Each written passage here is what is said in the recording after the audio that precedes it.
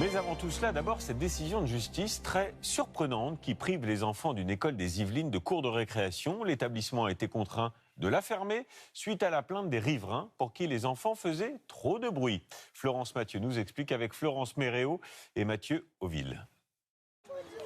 Trop bruyant, la justice a tranché. Les 90 élèves de la petite école Montessori n'ont plus accès à la grande cour dans laquelle ils s'amusaient, derrière cette cordelette verte.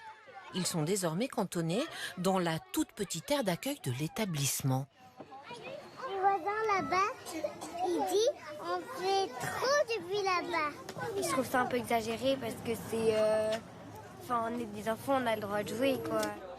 Les parents ne comprennent pas davantage. Ça fait partie de la vie d'une société, de communauté, d'avoir les enfants qui sont à l'école et qui profitent un petit peu de l'espace qu'ils ont. Dans les hôtels, dans les restaurants, c'est compliqué d'avoir des enfants.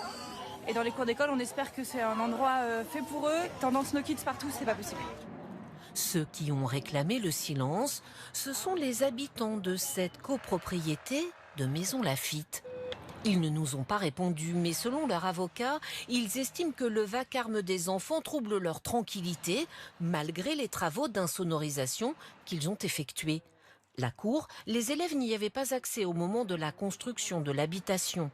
Rue de la Muette, là où se situe l'école, l'affaire fait grand bruit. L'établissement a décidé de faire appel de la décision de justice, soutenue par le maire.